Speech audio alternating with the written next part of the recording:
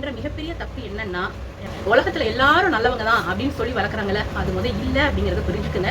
And இன்னொரு விஷயம், உங்களுடைய எதிரிகள் பெரும்பாலான சமயத்துல அவங்க சந்தோஷமா இல்ல, சந்தோஷமா இருக்கிற மாதிரி காமிச்சுக்கிறாங்க. ஏன்னா உங்களோட எதிரிகள் இந்த மாதிரி எல்லாம் பண்ணாங்க அப்படின்னா you have to be so happy and proud. ஏன் அப்படின்னா அவங்கள விட நீங்க பல மடங்கு பெட்டரா இருக்கீங்க.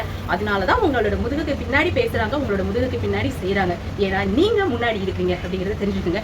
இந்த மாதிரி விஷயங்களை பத்தி இன்னும் நிறைய விரிவா டீடைல்டா பேசலாம். உங்களுக்கு நிறைய எதிரிகள் இருக்கிறாங்க, அவங்கள எப்படி டைரக்டா உங்களுக்கு அவங்க மூஞ்சில் அடிச்ச மாதிரி பேசுறதுக்கு முடியல, இல்ல நான் இதுல சொல்லியிருக்கிற மாதிரி சில கிரிஞ்சான சொந்தக்காரங்களாம் உங்களுக்கு இருக்காங்க, அவங்க கிட்ட டைரக்டா உங்களால பேச முடியல அப்படின்னா தயவு செஞ்சு இந்த வீடியோ உங்களுடைய வாட்ஸ்அப் ஸ்டேட்டஸ்ல இதுல வைங்க, இல்லைன்னா நீங்க ஷேர் பண்ணி விடுங்க. அவங்க எல்லாம் இருக்கிற குரூப்க்கு ஷேர் பண்ணுங்க. ஸோ அவங்க புரிஞ்சுக்குவாங்க. கண்டிப்பா உங்களுக்கு ஓரளவுக்கு இந்த பிரச்சனையில இருந்து உங்களால கொஞ்சம் ரெக்கவர் ஆக முடியும். அதுக்கு நான் ஹெல்ப்ஃபுல்லா இந்த வீடியோ இருந்தது அப்படின்னா நான் நிஜமாவே ரொம்ப சந்தோஷப்படுவேங்க.